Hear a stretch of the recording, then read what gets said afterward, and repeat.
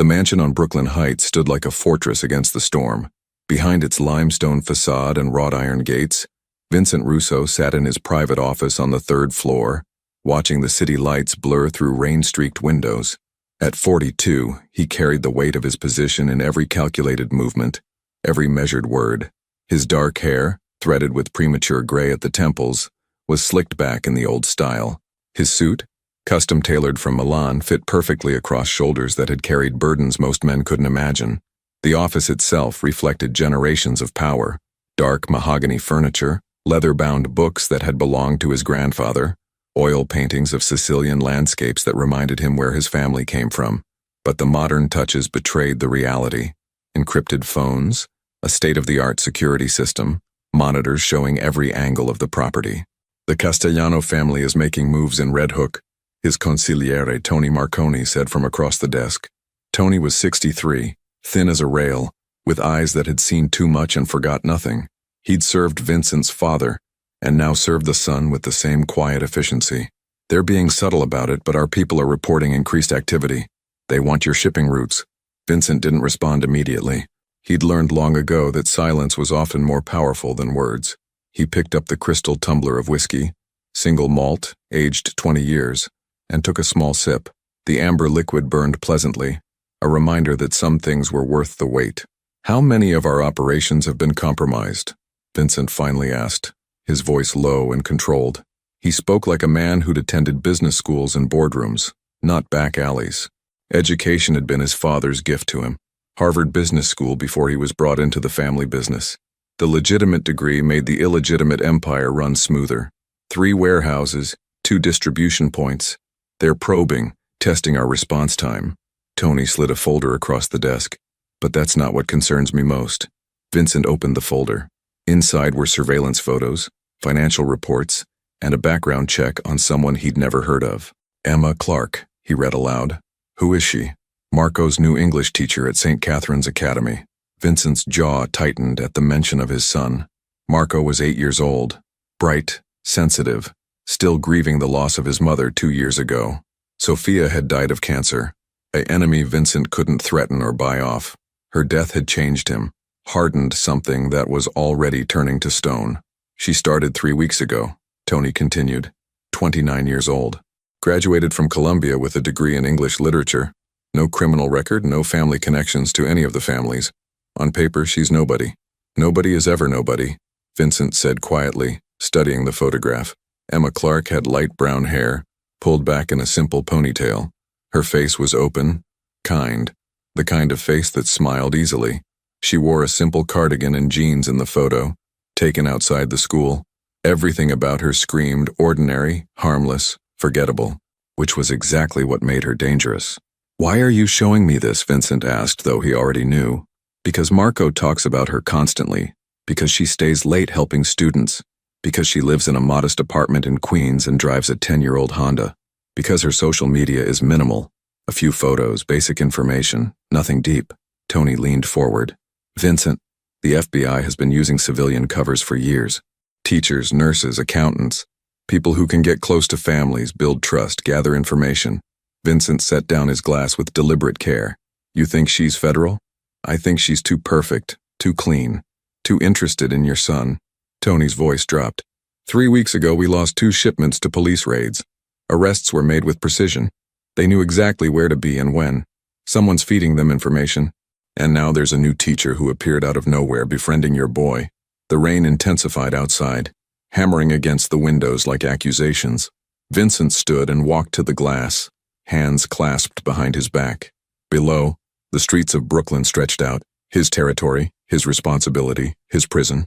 Every decision he made rippled through hundreds of lives. One mistake could bring everything down. "Start full surveillance," he said without turning. "I want to know everywhere she goes, everyone she talks to, every call she makes, but be subtle. If she is what you think she is, we can't spook her. And if she's just a teacher?" Vincent's reflection in the window was cold, unreadable. "Then Marco keeps his teacher. But until I know for certain, everyone is a threat." After Tony left, Vincent remained at the window. Somewhere in this mansion, his son was sleeping, protected by armed guards and security systems that cost more than most people made in a year. But no amount of money or muscle could protect Marco from the one thing Vincent feared most: betrayal that came wearing a kind face. He thought of Sophia, of her last words to him. "Promise me you'll let him be normal. Promise me Marco won't grow up like you did, afraid of everyone, trusting no one." He'd promised. But that was before he understood that normal was a luxury his son couldn't afford. St. Catherine's Academy occupied a converted brownstone in Brooklyn Heights, 3 blocks from Vincent's mansion. It was one of the city's most exclusive private schools. Yearly tuition cost more than most families' annual income. The children of executives, attorneys, and yes, certain businessmen filled its classrooms, all in matching uniforms, all learning Latin and advanced mathematics before they turned 10. Emma Clark arrived at 7:15 that morning, 45 minutes before classes began. The October air was crisp, the rain from the previous night leaving everything smelling clean and new. Fallen leaves, yellow and red, collected in the corners of the school's front steps. She juggled her worn leather messenger bag, a travel mug of coffee from the deli on the corner — she couldn't afford the fancy stuff — and a stack of graded papers that had kept her up until midnight. The security guard, Mr. Peterson, a retired police officer with kind eyes and a careful demeanor, held the door. "Early again, Miss Clark. These essays won't grade themselves," she replied with a smile that reached her eyes. Genuine warmth. That was Emma's natural state. She'd grown up in a small town in upstate New York where people still helped neighbors and believed in basic goodness. Her father had been a mechanic, her mother a librarian. They'd saved for years to send her to college, proud beyond words when she'd gotten into Columbia. The New York City public school system had chewed her up during student teaching. Overcrowded classrooms, impossible demands, students who'd seen too much too young. When the position at St. Catherine's opened up, it felt like a rescue. Smaller classes, better resources, students who actually had chances in life. The fact that some of their parents might have complicated businesses didn't concern her. Children were children, and they all deserved good teachers. Her classroom was on the 2nd floor facing the tree-lined street. She'd decorated it carefully, posters of famous authors, a word of the day board, student work displayed with pride. This was her kingdom, the place where she felt most herself. Here she wasn't Emma Clark who'd escaped a suffocating relationship 8 months ago. She wasn't Emma Clark whose mother was in a nursing home with early-onset Alzheimer's, draining savings with terrifying speed. Here she was Ms. Clark, the teacher who made Shakespeare accessible and convinced reluctant readers that books were magic. By 7:30 she had the day's lesson on the board. Character development. How do people change? They were reading A Christmas Carol, and she wanted the students to understand that transformation was possible, that people weren't locked into being one thing forever. "Ms. Clark?" She turned to find Marco Russo standing in the doorway. He was small for his age, with his father's dark hair and eyes that seemed too old, too sad. He wore the school uniform perfectly, navy blazer, white shirt, striped tie, but something about him always looked slightly apart from the other children, like he was observing rather than participating. "Marco, you're here early." Emma smiled, setting down her marker. "Everything okay?" He stepped into the classroom carrying a book. "I finished the reading assignment. Can I ask you about something?" This was why Emma had become a teacher.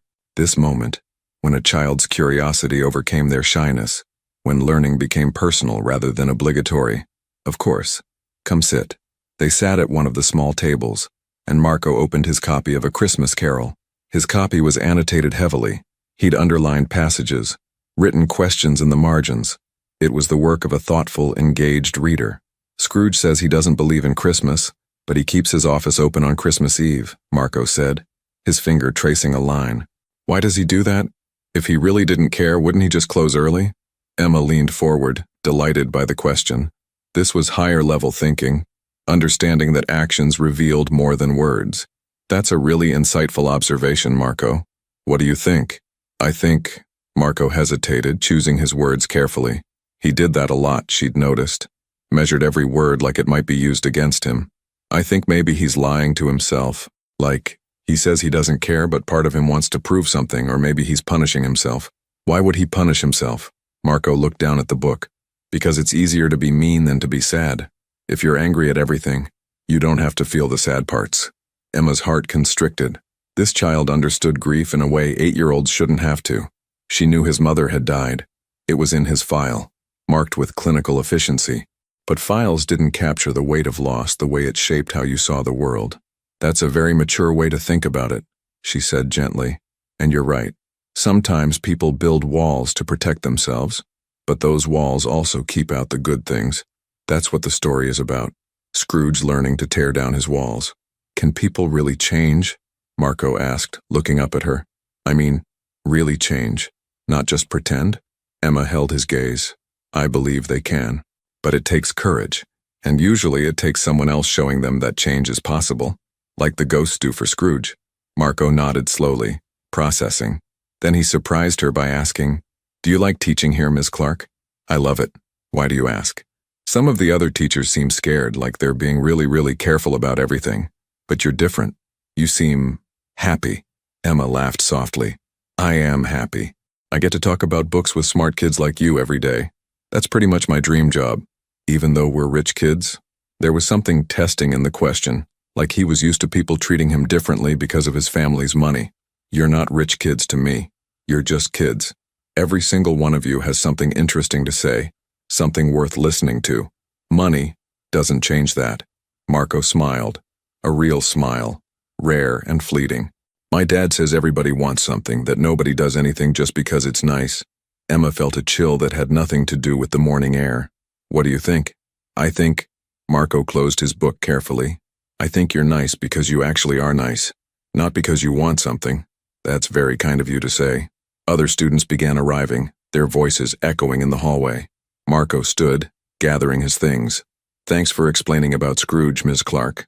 Any time, Marco. That's what I'm here for. As he left, Emma felt a pang of concern.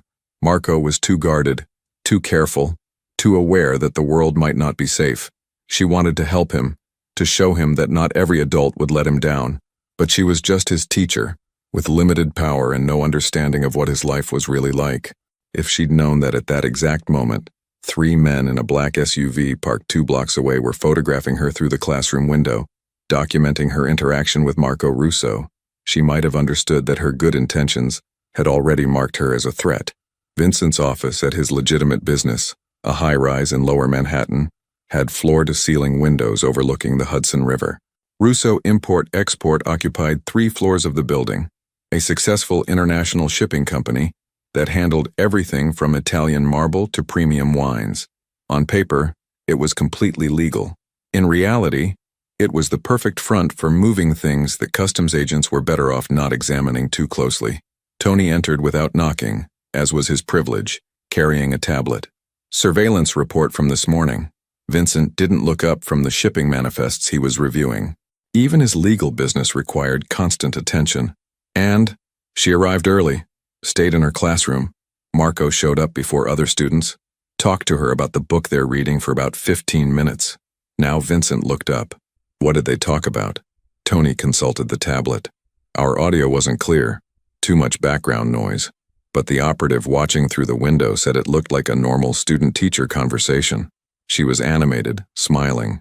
Marco was engaged more than usual according to the report. Marco doesn't engage easily. Vincent set down his pen, giving Tony his full attention. Since Sophia died, he's withdrawn.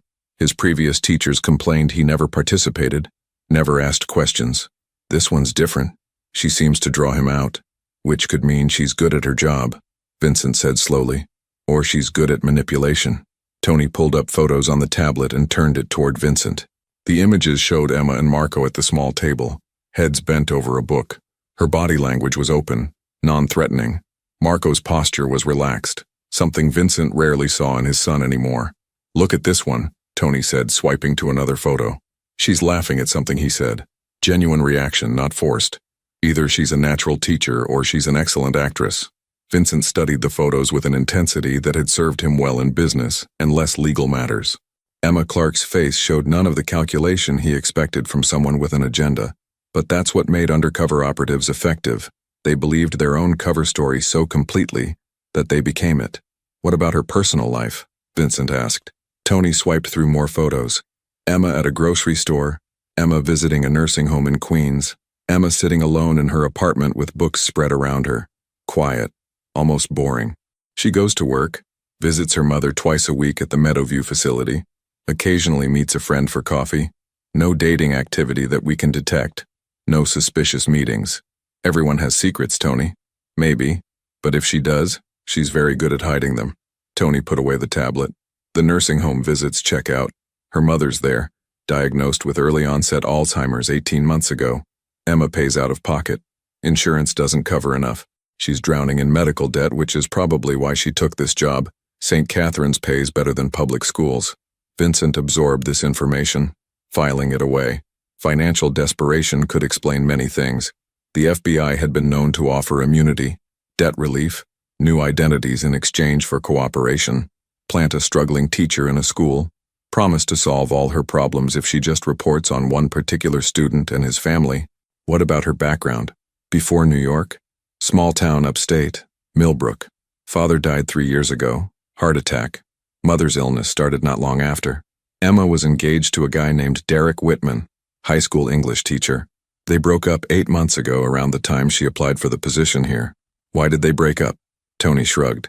No official record, but I had one of our people make some calls to Millbrook. Neighbors said Derek was controlling, wanted to know where Emma was all the time, didn't like her having friends, tried to isolate her. Classic pattern. She finally had enough and left. Moved here to start over. Vincent walked to the window, looking out at the river. A barge moved slowly upstream, carrying cargo that was probably legitimate. The world had layers. What you saw on the surface, what you suspected underneath, and the truth that was always more complicated than either. A woman escaping a controlling relationship, desperate for money, grieving her father, watching her mother disappear into illness. Vincent said, that's someone vulnerable, someone who could be recruited, manipulated, offered a way out if she cooperates. Or, Tony said quietly, she's just a woman trying to survive and do something good with her life. Vincent turned sharply. You think I'm wrong? I think you're cautious, which has kept you alive and out of prison. But Vincent, Tony hesitated, then pushed forward. They'd known each other too long for complete deference. Marco is happy. For the first time in 2 years, he comes home excited about school. He talks about what he's learning. Yesterday, he asked me what my favorite book was. When's the last time he showed interest in anything that wasn't forced? That doesn't mean she's trustworthy. It doesn't mean she's a threat either. Vincent's phone buzzed. Encrypted message from one of his lieutenants. Another issue requiring his attention. Another fire to put out. Running an empire, legal or otherwise, meant constant vigilance. The moment you relaxed, someone saw weakness and moved against you. Continue the surveillance, he ordered. I want to know everything. And Tony? Have someone look into that ex-fiancé? If he was as controlling as you say, he might have information about Emma that's useful. After Tony left, Vincent stood at the window for a long time. Below, the city moved with its usual chaos. Millions of people, each with their own agenda, their own secrets, their own survival strategies. He'd learned to navigate this world by trusting no one completely, by always assuming the worst, by being prepared for betrayal. But Marco's face in those photos haunted him. His son, actually smiling, actually engaged with the world instead of retreating into grief and isolation. Vincent thought of Sophia again, her final wish that Marco grow up different from him, not paranoid, not isolated, not alone inside walls of suspicion. But how could he honor that promise when every instinct screamed that Emma Clark was exactly what Tony suggested, a perfectly crafted threat wrapped in the disguise of hope? 3 days later, Vincent decided to see Emma Clark for himself, not through surveillance photos or secondhand reports, but face to face. He wanted to look in her eyes, hear her voice, measure her reactions. In his world, you learned to read people or you didn't survive. Body language, micro-expressions, the pause before an answer. These things revealed truth better than words. He arrived at St. Catherine's at 2:30, early for the 3 o'clock dismissal. The school's front office recognized him immediately. Vincent Russo might keep a low profile, but his donations to the school's building fund ensured he was known and accommodated. Mr. Russo, the principal, Margaret Ashford, greeted him with professional warmth. She was 60, elegant, and very aware of where her school's funding came from. We weren't expecting you today. Is everything all right? I wanted to speak with Marco's English teacher. Is she available? Ms. Clark? I believe she's in her classroom, preparing for dismissal. I can call her down. I'll go to her. Vincent's tone made it clear this wasn't a request. I prefer not to interrupt her routine. Which room? Second floor, room 204. But Mr. Russo, if this is about a concern, I should be present. It's just a parent checking in on his son's education. Nothing formal. He offered a smile that was meant to be reassuring, but probably wasn't. Thank you, Mrs. Ashford. He climbed the stairs, noting the security measures. Cameras in hallways, controlled entry points, staff monitoring movements. Good. Marco spent 8 hours a day here. It should be secure. But no security system was perfect. If someone wanted to get to his son, there were always vulnerabilities. Room 204's door was open. Vincent paused in the hallway, observing before announcing himself. Emma Clark stood at a bulletin board, pinning up student work. She moved efficiently but took time to place each paper carefully, making sure they were straight, that every student's work was featured equally. Her outfit was simple: dark slacks, a cream-colored blouse, a cardigan against the autumn chill, no jewelry except small earrings, practical shoes. Everything about her appearance said, teacher, professional but approachable.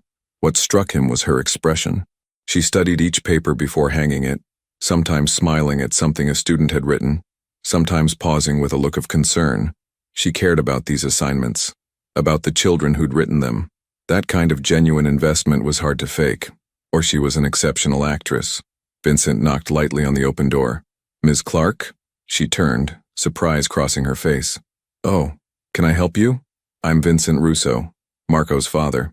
He stepped into the classroom, immediately assessing everything: exits, sightlines, potential threats, old habits. Emma's face lit up with recognition and pleasure.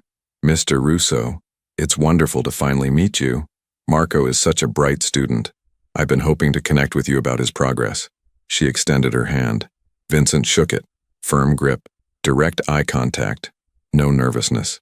Either she had no idea who he really was, or she was extraordinarily composed. I wanted to see his classroom, Vincent said, releasing her hand. Understand his environment. Of course. Emma gestured around the room. Please, look around. Marco sits right there by the window. He says he likes watching the trees. Vincent moved to Marco's desk.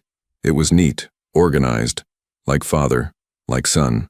Inside the desk were textbooks covered carefully in brown paper, notebooks with color-coded tabs, a pencil case arranged with military precision.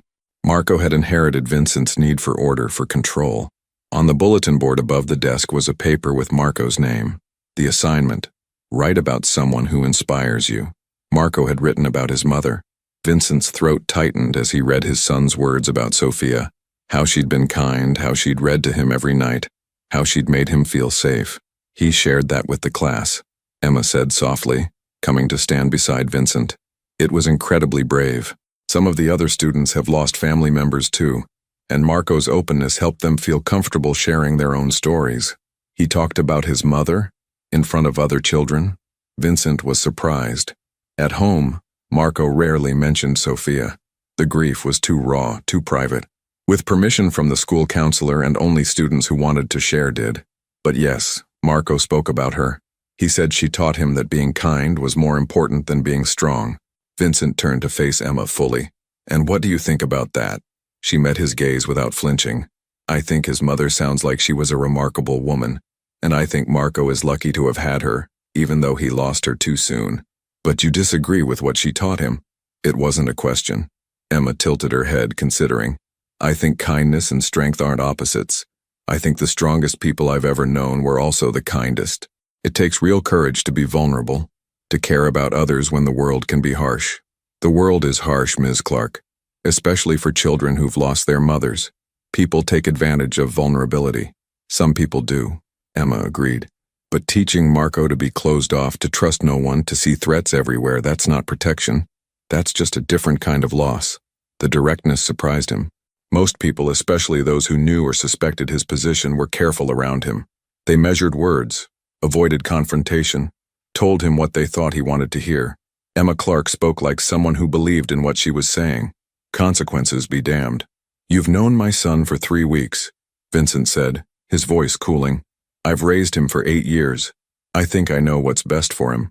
I'm not challenging that, Mr. Russo. Emma's tone remained respectful but firm. You're his father. Your love for him is obvious, in how carefully he's cared for, in the security measures you've taken, in the education you're providing.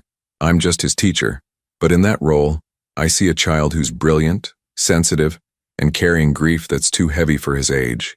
My job is to create a space where he feels safe enough to learn, to grow, to be a kid. Vincent studied her intently. And you think you can do that? I'm trying to. And I think it's working. Marco is participating in class, asking questions, connecting with other students. That's progress. Or it's manipulation. Building trust so you can gather information.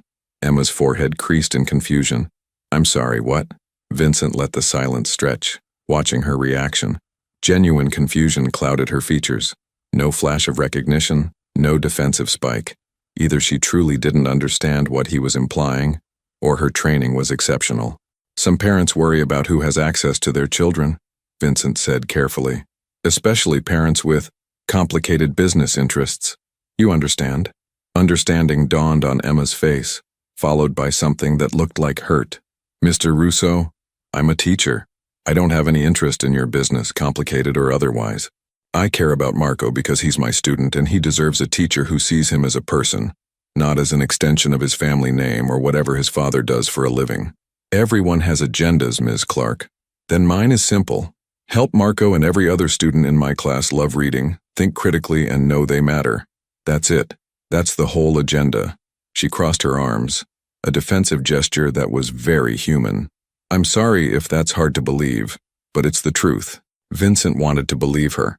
Something about her earnestness, her direct way of speaking reminded him of Sophia. His wife had been like this. No artifice, no hidden meanings, just genuine emotion and honest intent. But Sophia had grown up in a different world. Emma Clark had chosen to take a position teaching children from powerful families. That suggested calculation, not innocence. Marco talks about you, Vincent said, changing tactics. Constantly. You've made quite an impression. Emma's expression softened. He's made an impression on me too. He has remarkable emotional intelligence for his age. That kind of depth usually comes from experiencing difficult things, which breaks my heart, but it also means he's capable of extraordinary empathy. I want to nurture that, not let it be crushed by cynicism. The bell rang, signaling dismissal. Within moments, the hallway filled with voices, footsteps, the controlled chaos of children being released from classrooms. Emma moved toward the door, ready to supervise her student's departure, a teacher's duty. Vincent caught her arm gently. Ms. Clark. She looked back at him, waiting. Be careful, he said quietly. The world you've entered, teaching children like Marco, it's more complicated than you realize. Not everyone is who they seem. Not everyone has good intentions. Emma held his gaze. I know that, Mr. Russo. I've learned that lesson the hard way. But I also know that if we go through life assuming everyone is a threat, we miss the chance to connect with people who genuinely mean well. I'm not naive. I'm hopeful. There's a difference. She pulled away gently and went to greet her students. Marco appeared in the doorway, surprise and confusion crossing his face when he saw his father. Dad? What are you doing here? I came early. Thought I'd meet your teacher. Vincent placed a hand on his son's shoulder. Ready to go home? Marco looked between his father and Miss Clark, trying to read the situation with the hyper-awareness of a child who'd learned that adult conversations had layers he needed to decode. Is everything okay? Everything's fine, Emma assured him with a warm smile. Your father just wanted to see your classroom. Have a good evening, Marco. Don't forget to finish the reading for Monday. I will, Miss Clark, thanks. As they walked down the hallway, Marco was quiet. Vincent recognized the silence, his son processing, forming questions he wasn't sure he should ask. She's a good teacher, Vincent offered. The best I've ever had, Marco said immediately.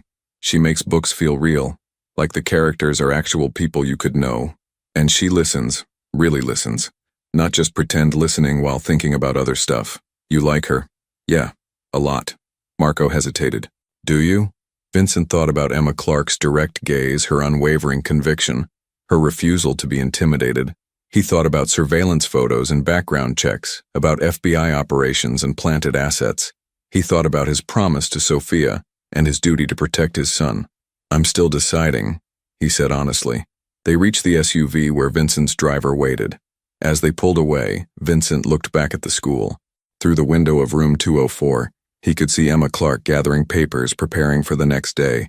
Just a teacher doing her job.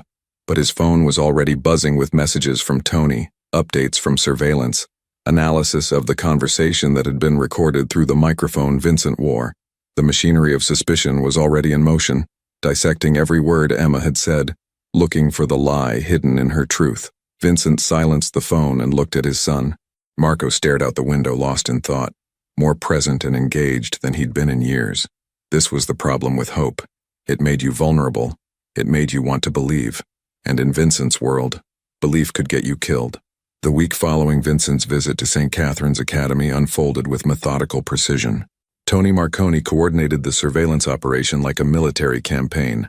Rotating teams, multiple observation points, electronic monitoring that stopped just short of illegal wiretapping. They couldn't bug Emma's apartment or phone without risking exposure, but they could follow her, photograph her, document every moment of her carefully ordinary life. The surveillance logs accumulated on Vincent's desk like evidence in a trial. He read them each evening after Marco went to bed, searching for the crack in Emma Clark's facade, the moment when the mask would slip and reveal her true purpose. Monday, 7:15 a.m. Subject departed residence Queens. Stopped at Corner Deli, purchased coffee and bagel. Arrived St. Catherine's 7:42 a.m. No suspicious contacts. Monday, 3:45 p.m. Subject remained after dismissal, grading papers in classroom. Departed 5:20 p.m. Drove directly to Meadowview Nursing Facility, Queens. Visited patient in room 237. Confirmed. Eleanor Clark, subject's mother. Duration, 1 hour, 15 minutes. Monday, 7:10 p.m. Subject stopped at grocery store. Purchased bread, eggs, pasta, vegetables, generic brands. Total expenditure, $43.67. Returned to residence, no further activity. Vincent studied the grocery receipt that his team had photographed. Generic brands, careful budgeting. The pasta was on sale. She'd bought 3 boxes to save money. This was either an elaborate cover story or the reality of a woman struggling financially. He pulled up the surveillance photos from the nursing home visit. Emma sat beside her mother's bed, holding the older woman's hand. Eleanor Clark's face was vacant, the cruel emptiness of Alzheimer's evident even through a camera lens. Emma spoke to her mother with patient gentleness, showing her photographs, reading aloud from a book. Her mother didn't seem to recognize her, but Emma continued anyway, maintaining connection to someone who no longer knew who she was. The photo that struck Vincent most showed Emma in profile, her face unguarded. Tears streaked her cheeks, but she was smiling, laughing at something she'd just read. Grief and love coexisted in her expression, the complex emotional reality of losing someone in slow motion. Tony entered the office without knocking, carrying his ever-present tablet. Tuesday's report. Anything unusual? That depends on your definition of unusual. Tony settled into the leather chair across from Vincent's desk. She volunteers at a homeless shelter on Tuesday nights. Has been doing it for the past month. Serves meals, talks with people, helps organize donations. Vincent leaned back. Homeless shelter. Perfect place to make contacts, pass information, meet handlers without attracting attention. Or she's genuinely charitable. Tony pulled up photos on the tablet. Look at these. The images showed Emma at St. Anthony's shelter in Brooklyn, wearing jeans and a faded sweatshirt, her hair pulled back in a practical ponytail. She served food with a smile, sat at tables talking with homeless men and women, played with a few children whose families had nowhere else to go. Her body language was relaxed, natural. She wasn't performing for anyone. Watch this, Tony said, playing a video clip. The footage showed Emma crouching beside an elderly homeless man, listening intently as he spoke. She laughed at something he said, squeezed his shoulder with genuine affection, then stood and brought him an extra portion of food. The man's face, weathered and hard, softened into something approaching hope. That's Miguel Rodriguez, Tony explained. Former construction worker. Lost everything when his wife died and medical bills piled up. Lives on the streets now. Been coming to St. Anthony's for 3 years. I had one of our people talk to the shelter coordinator. Emma befriended Miguel her first week volunteering. Brings him books because he mentioned he used to love reading. Last week, she helped him get an ID so he could apply for social services. Vincent watched the video loop. Emma's kindness appeared completely authentic. No cameras she knew about, no audience to perform for, just human compassion expressed in small, meaningful ways. What about her financial situation? Vincent asked. Tony pulled up bank records, obtained through methods that were technically illegal but practically necessary. She's drowning. Student loans from Colombia. Her mother's nursing home costs about $6,000 a month and insurance covers barely half. Emma pays the difference out of pocket. She's maxed out 2 credit cards and is behind on a third. Her checking account currently has $847. She gets paid Friday and most of that will go to the nursing home. Vincent studied the numbers. Financial desperation was motive. The FBI could offer to eliminate her debt in exchange for cooperation. But if she was federal, they'd also provide her with expense money to maintain her cover. Emma's accounts showed no unexplained deposits, no sudden influx of cash. What about the ex-fiancé, Derek Whitman? Tony's expression darkened. Now that's interesting. I had someone dig deeper. Derek Whitman is still teaching in Millbrook, still living in the house he shared with Emma. He's also facing allegations from 2 female students about inappropriate behavior. Nothing proven, investigations ongoing. But there's a pattern. Controlling relationships, crossing boundaries, problems with authority. Does Emma know about the allegations? They came out after she left. But we found emails. Tony pulled up screenshots on his tablet. Derek sent her 47 emails in the first 3 months after she left. Started apologetic, turned angry, ended threatening. Look at this one from June. Vincent read the email. Emma, you think you can just leave and start over? You think New York will save you? You're making a mistake. You need me. Without me, you're going to fail. You'll come crawling back and I'll decide if I want to take you back. You owe me after everything I did for you. Charming, Vincent said flatly. She blocked him after that one, changed her phone number, filed a police report in Millbrook for harassment, though nothing came of it. The guy's a classic abuser, insecure, controlling, threatened by Emma's independence. Vincent closed the file, another piece of Emma's story that checked out. A woman escaping abuse, starting over in a new city, trying to build a life while caring for a dying mother and teaching children who needed her. It was a narrative that made sense. But narratives could be constructed. The FBI was patient, thorough. They could build a background so detailed, so consistent, that it became indistinguishable from reality. Wednesday surveillance? Vincent prompted. She went to a bookstore after work, the Strand downtown. Spent 90 minutes browsing, bought 3 books with a credit card. All teaching resources, nothing personal. Then she met a friend for coffee, Julia Martinez, high school friend from Millbrook, now works as a nurse at Mount Sinai. They talked about Julia's upcoming wedding, Emma's money troubles, and her concerns about her mother's declining condition. No mention of Marco, the school, or anything remotely connected to you. Vincent absorbed this. You're sure the friend isn't part of the operation? Julia Martinez has been a nurse for 6 years, pays taxes, has a fiancé who's a paramedic. Her background is clean and completely separate from Emma's current situation. If she's federal, she's the deepest plant I've ever seen, and that seems excessive for one target. What did Emma say about her mother? Tony consulted his notes. She's worried the nursing home isn't providing adequate care. Her mother's losing weight, seems more confused. Emma's considering moving her to a better facility, but it costs $9,000 a month, completely out of reach financially. She told Julia she might need to get a second job tutoring on weekends. Vincent stood and walked to the window. Outside, Brooklyn stretched beneath a gray November sky. The leaves had finished falling, leaving bare branches that looked like skeletal hands reaching toward empty air. Winter was coming, the season when everything died and you learned who would survive the cold. What's your assessment? Vincent asked without turning. Tony was quiet for a long moment. Honestly, I think she's exactly who she appears to be. A good person in a bad situation trying to do right by her students and her mother. The financial pressure is real. The background checks out. Her behavior is consistent across all contexts, not just when she knows she's being watched. But you're not going to accept that without more proof, and I understand why. The timing is suspicious. She arrived just as we started having security issues. Her attachment to Marco is unusual, even for a dedicated teacher.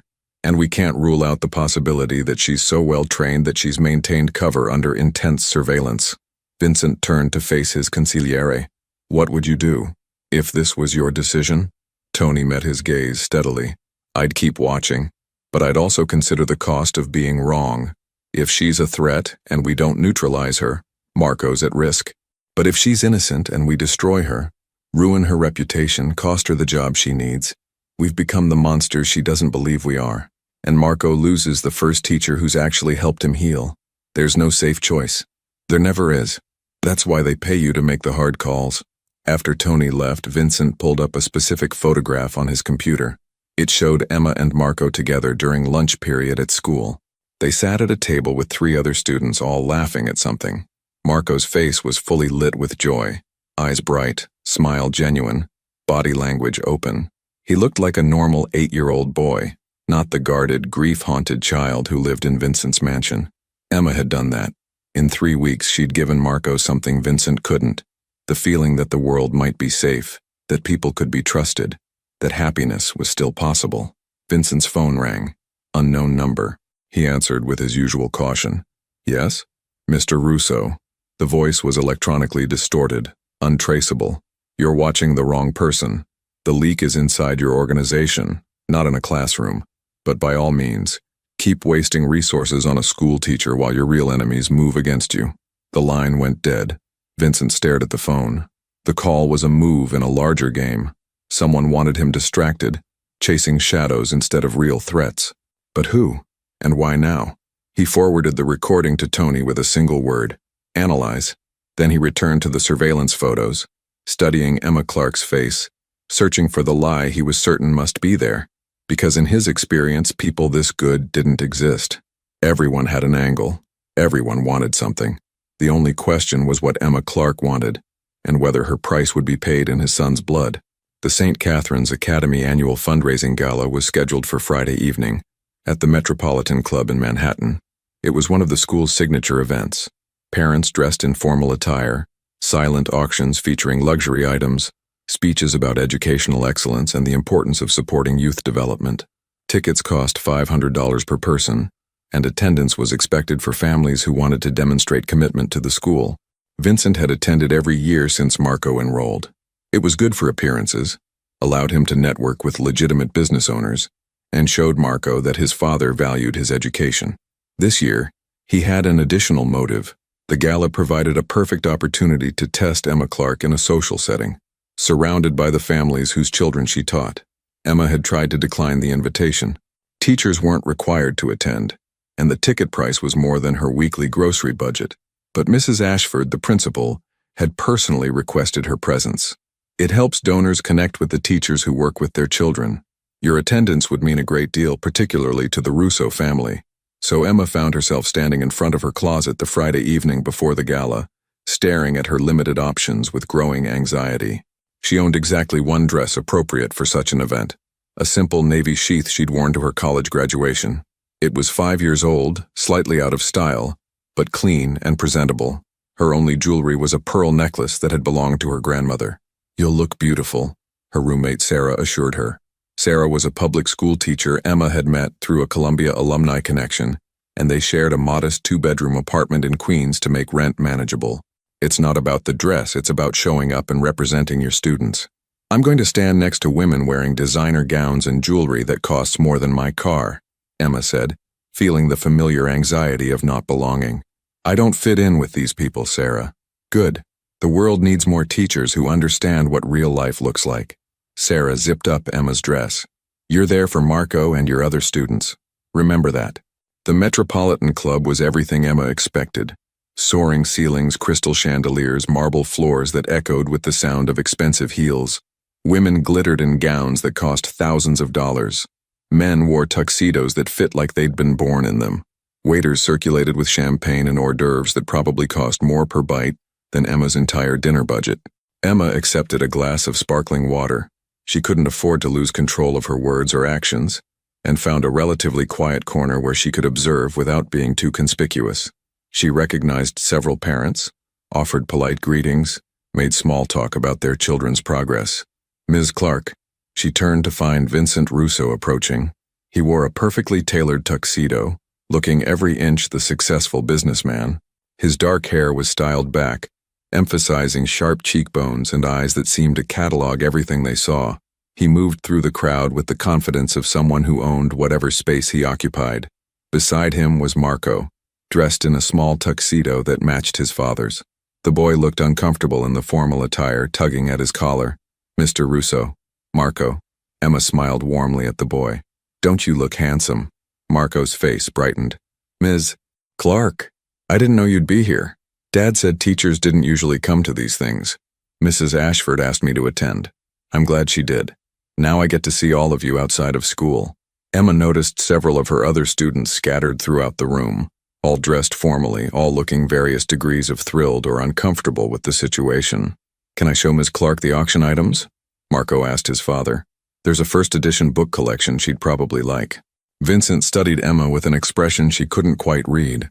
Actually, Marco, I'd like to speak with Ms. Clark privately for a moment. Why don't you go find the Romano twins?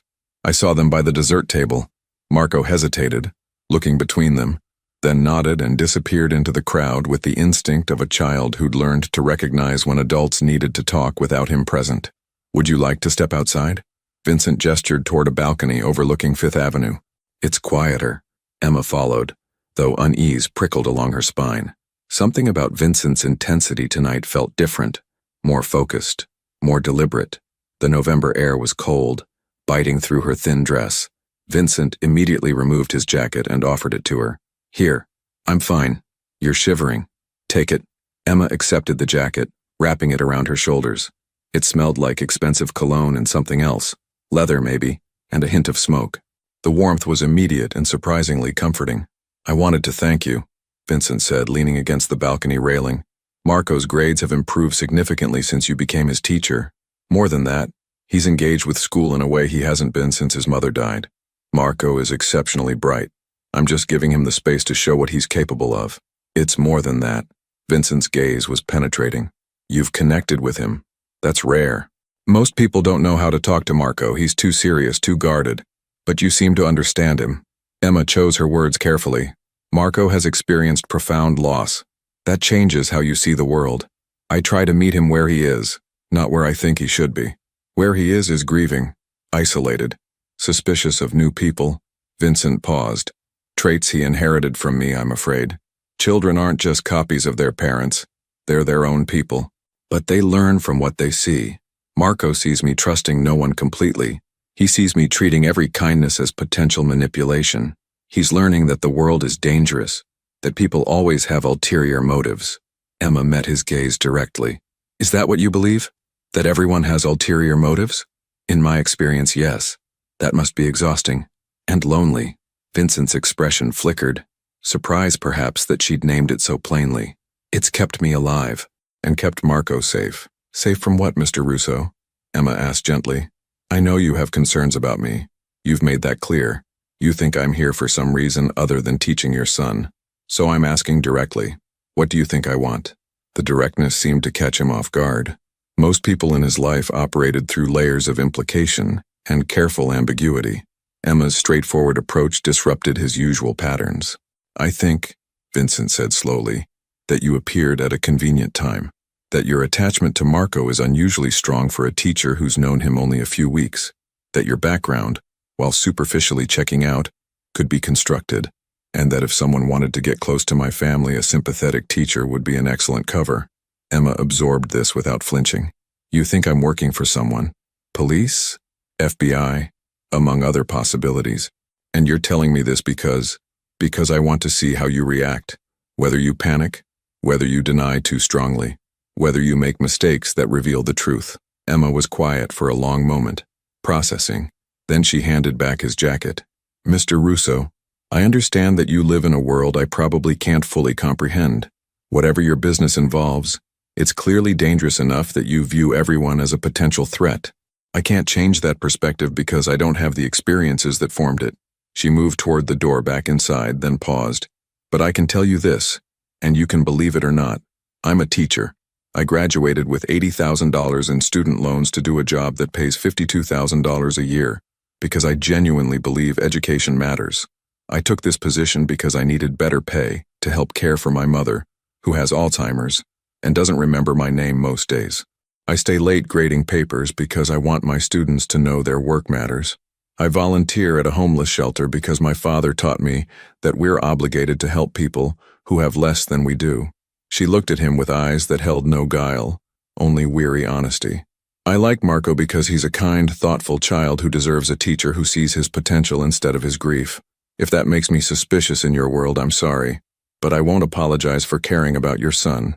That's what teachers do. Vincent watched her walk back inside, leaving him alone on the balcony. The cold air bit at his exposed skin without his jacket, but he barely noticed. Emma Clark had just been handed every reason to be angry, defensive, to quit her position and walk away from the complication he represented. Instead, she'd been honest, vulnerable, had named her reality without shame or apology. Either she was telling the truth or she was the most skilled operative he'd ever encountered. He pulled out his phone and texted Tony, "She's either clean or better than anyone we've dealt with. I still can't tell which." The response came seconds later. "We picked up chatter. The Castellanos are planning something major. The phone call you received was traced to a burner linked to their operations. They wanted you distracted." Vincent's blood ran cold. While he'd been watching Emma Clark, real threats had been moving into position. He'd been so focused on potential betrayal from inside his son's school that he'd missed the actual danger gathering in the shadows. He went back inside, scanning the crowd for Marco. His son was exactly where Vincent had last seen him, laughing with the Romano twins over something on a phone. Safe, unaware. But for how long? The Saturday morning after the gala, Marco sat in his father's study, ostensibly doing homework, but mostly thinking about the previous evening. His father's study was a place of dark wood and leather, of books and locked cabinets that Marco knew better than to explore. It smelled like his father, cologne and coffee and something else. Something heavy that Marco associated with serious conversations and decisions that couldn't be taken back. Vincent worked at his desk, reviewing documents that Marco wasn't allowed to see. The silence between them was comfortable. They'd learned to exist in the same space without needing to fill every moment with words. But today, Marco had questions. "Dad?" Vincent looked up immediately. His father always gave him full attention when Marco spoke. That was something Marco appreciated, even when it made him nervous. "Yes? Why were you asking Ms. Clark all those questions last night?" Vincent set down his pen with deliberate care. "What do you mean? I saw you on the balcony. You looked serious. And when Ms. Clark came back inside, she seemed sad." Marco chose his words carefully, the way he'd learned to around his father. "Did she do something wrong?" "No, nothing wrong." "Then why?" Marco stopped, frustration building. He was 8 years old, but he wasn't stupid. He knew his father checked everything, questioned everyone, trusted almost no one. "You think she's bad, don't you? Like you think everyone is bad." Vincent's expression remained neutral, but something shifted in his eyes. "I don't think everyone is bad, Marco. I think everyone has their own interests, and sometimes those interests conflict with ours. My job is to protect you. That means being careful about who gets close to you. Ms. Clark isn't close to me. She's my teacher. You talk about her constantly. You're happier since she started teaching your class. That means she matters to you, which means I need to make sure she's trustworthy." Marco stood, his small hands clenched into fists. He rarely showed anger. Anger was dangerous, could lead to saying things that couldn't be unsaid. But today, something inside him pushed back against his father's constant suspicion. "You do this with everyone," Marco said, his voice tight. "Anyone who's nice to me, you investigate. You watch them. You try to find reasons why they're dangerous. But Ms. Clark isn't dangerous. She's just nice. Marco, Mom wouldn't have done this." The words burst out before Marco could stop them. "Mom would have been happy that I had a good teacher. She would have invited Ms. Clark to dinner and asked about books and been normal about it. But you can't be normal because you think everyone wants to hurt us."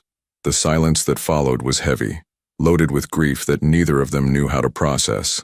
Vincent's face showed no emotion, but Marco had learned to read the tiny signs. The way his father's jaw tightened, the slight tension in his shoulders. "Your mother," Vincent said quietly, "lived in a different world.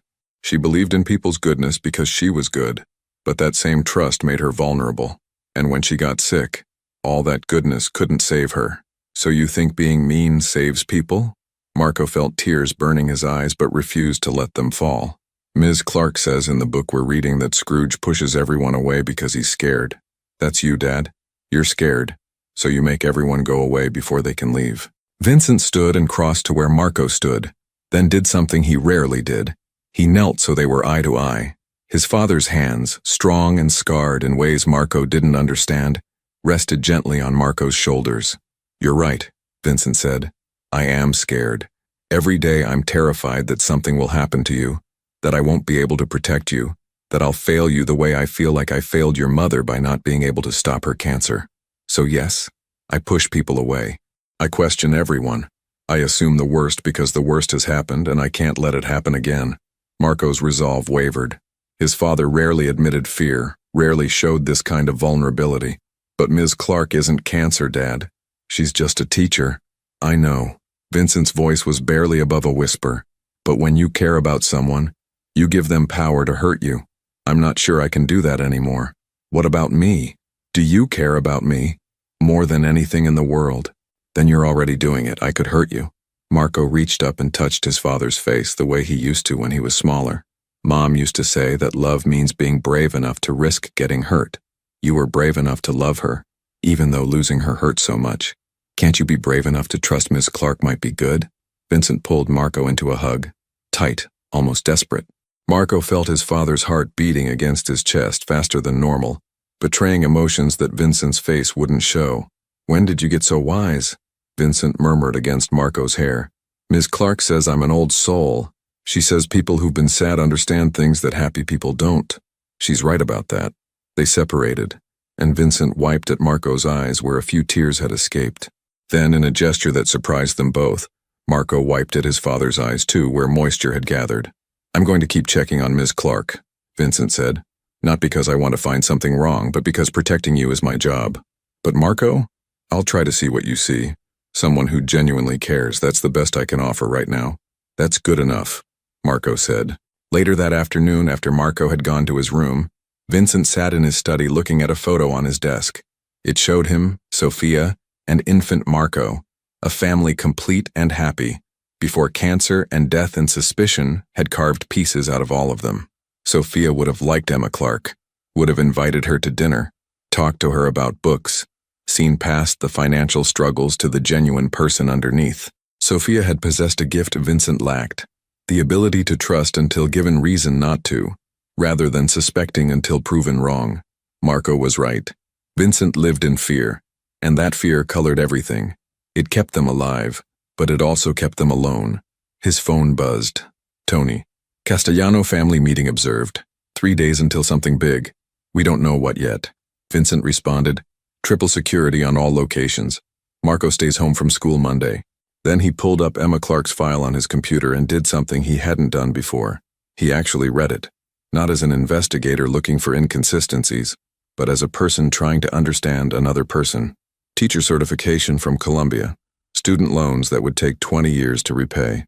Mother dying in slow motion from a disease that stole memories but left the body functioning long enough to drain every resource.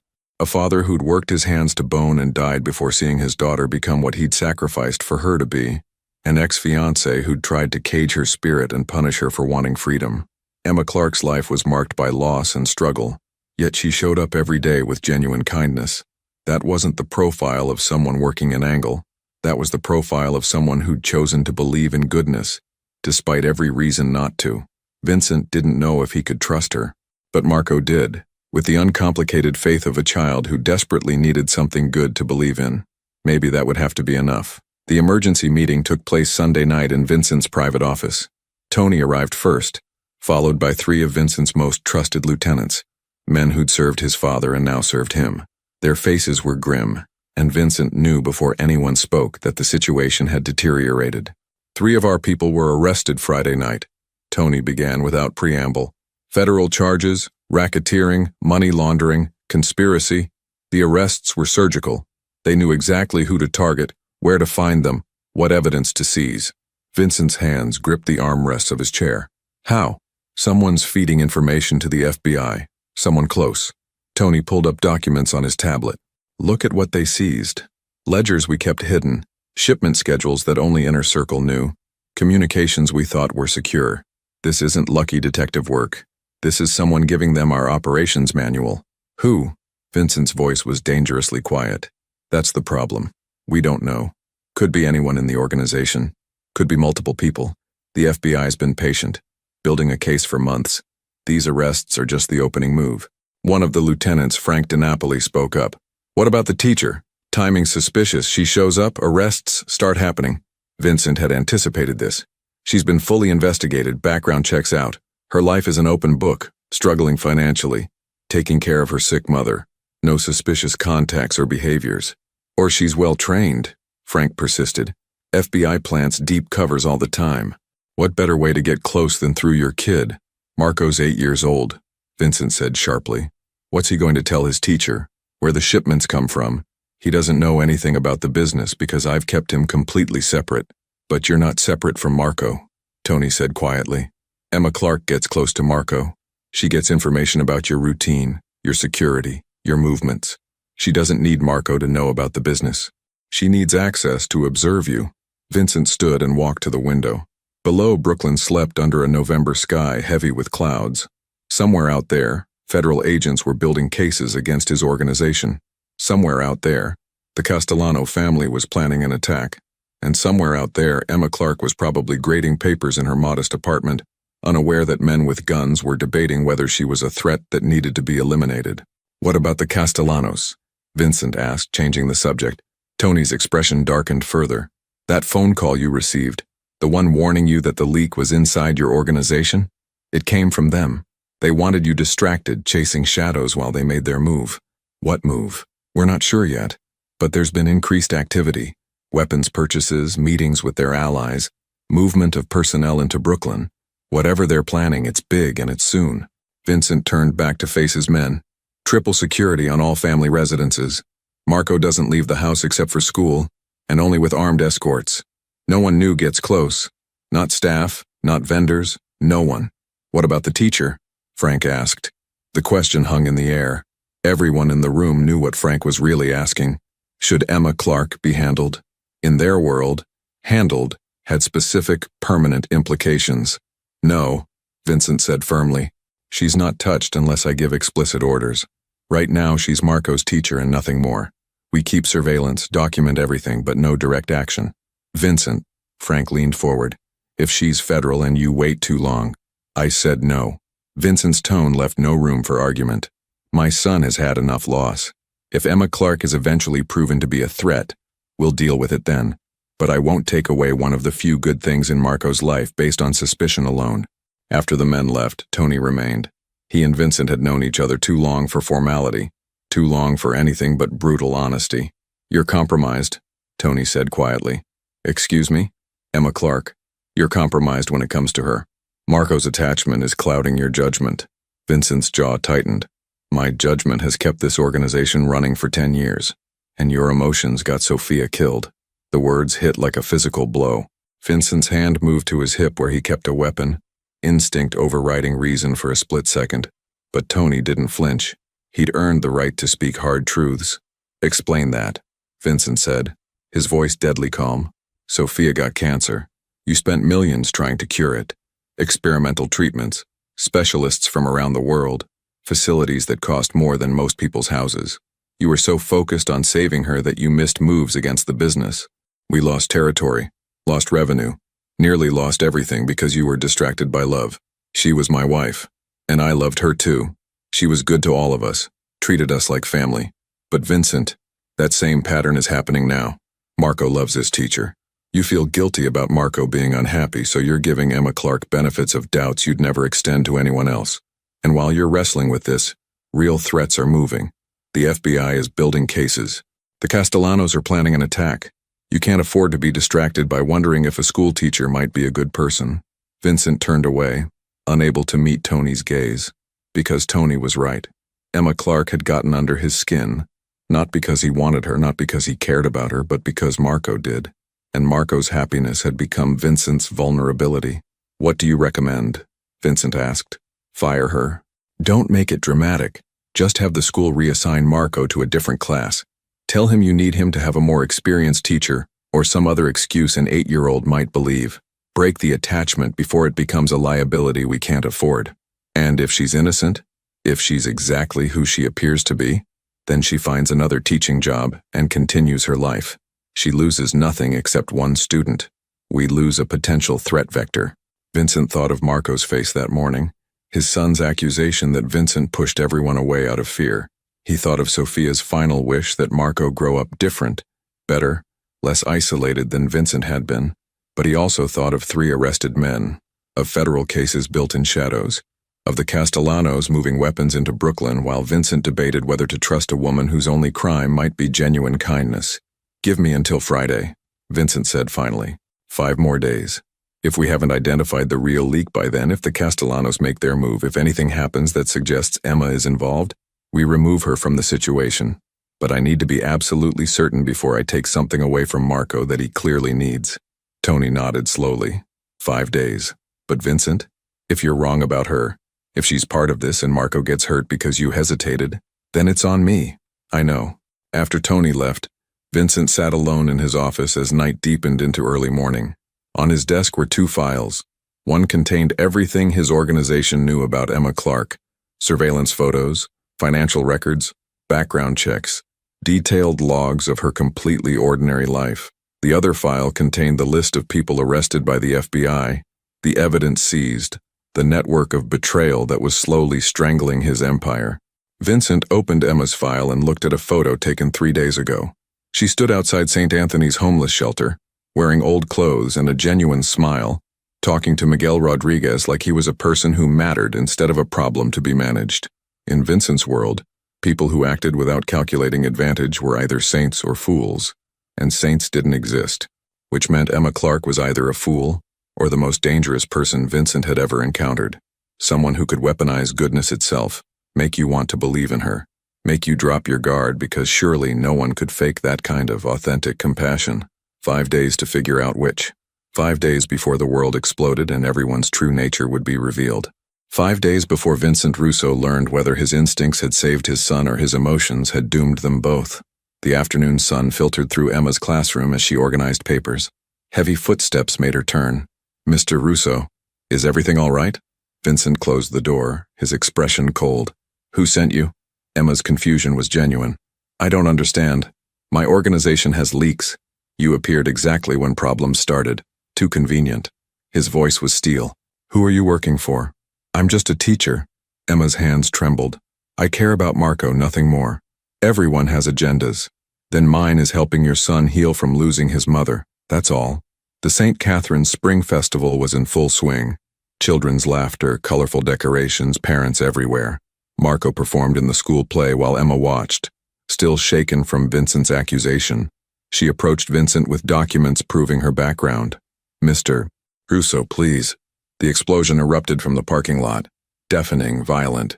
Children screamed. Marco ran toward the cars. Emma didn't think. She sprinted, tackled Marco, covered his small body with hers as the blast wave hit. Pain exploded through her back. Debris rained down. She held Marco tighter, shielding him from the fire and chaos. Vincent's world moved in slow motion, watching this woman, this suspected spy, sacrifice herself for his son. Everything he believed shattered in that moment. The hospital room smelled of antiseptic and regret. Emma lay unconscious, bandages covering her injuries, broken ribs, concussion, lacerations. She'd absorbed the blast meant for Marco. Vincent sat beside her bed, his son sleeping in a chair nearby. For the first time in years, his hands shook. She saved him, he whispered to the empty room. I accused her, threatened her, and she still. When Emma woke, her first words were, Is Marco okay? Vincent's carefully constructed walls crumbled. He's fine. Because of you. I'm his teacher. That's what we do. No. Vincent's voice broke. What you did. That was love. I'm sorry. I was so convinced everyone was a threat that I couldn't see someone genuinely good standing right in front of me. Emma's eyes held understanding, not anger. You were protecting your son. I get it now. Your world. The dangers. I just wish you'd trusted me sooner. I don't know how to trust anymore. Maybe it's time to learn. 2 months later, Emma returned to teaching part-time. Her physical scars healed, but something deeper had changed. She understood Vincent's world without being part of it. Vincent visited regularly, always with Marco, their conversations growing easier, more honest. He helped with her mother's medical bills despite Emma's protests. You saved my son's life. Let me help you save hers. On a spring afternoon, they stood together watching Marco play with classmates. The boy laughed freely now, no longer carrying the weight of isolation. I was wrong about you, Vincent said quietly. You were scared. There's a difference. Can I ask you something? He turned to face her. Would you have dinner with us? Just the 3 of us. Not business, not obligation. Just dinner. Emma smiled, cautious but hopeful. I'd like that. Marco ran between them, grabbing both their hands. For the first time, Vincent allowed himself to imagine a future where walls came down, where trust was possible, where his son might grow up knowing that goodness existed. Emma had proven it with her sacrifice. Now Vincent would prove he could learn from it. Against the New York skyline, three figures stood together, broken pieces forming something stronger than what came before. Redemption wasn't instant, but it was possible, and that was enough to begin. The hospital room smelled of antiseptic and regret. Emma lay unconscious, bandages covering her injuries. Broken ribs, concussion, lacerations. She'd absorbed the blast meant for Marco. Vincent sat beside her bed, his son sleeping in a chair nearby. For the first time in years, his hands shook. She saved him, he whispered to the empty room. I accused her, threatened her, and she still. When Emma woke, her first words were, "Is Marco okay?" Vincent's carefully constructed walls crumbled. He's fine. Because of you. I'm his teacher. That's what we do. No. Vincent's voice broke. What you did, that was love. I'm sorry. I was so convinced everyone was a threat that I couldn't see someone genuinely good standing right in front of me. Emma's eyes held understanding, not anger. You were protecting your son. I get it now. Your world. The dangers. I just wish you'd trusted me sooner. I don't know how to trust anymore. Maybe it's time to learn. 2 months later, Emma returned to teaching part-time. Her physical scars healed, but something deeper had changed. She understood Vincent's world without being part of it. Vincent visited regularly, always with Marco, their conversations growing easier, more honest. He helped with her mother's medical bills despite Emma's protests. You saved my son's life. Let me help you save hers. On a spring afternoon, they stood together watching Marco play with classmates. The boy laughed freely now, no longer carrying the weight of isolation. I was wrong about you, Vincent said quietly. You were scared. There's a difference. Can I ask you something? He turned to face her. Would you have dinner with us? Just the three of us. Not business, not obligation, just dinner. Emma smiled, cautious but hopeful. I'd like that. Marco ran between them, grabbing both their hands. For the first time, Vincent allowed himself to imagine a future where walls came down, where trust was possible, where his son might grow up knowing that goodness existed. Emma had proven it with her sacrifice. Now Vincent would prove he could learn from it. Against the New York skyline, three figures stood together, broken pieces forming something stronger than what came before. Redemption wasn't instant, but it was possible, and that was enough to begin.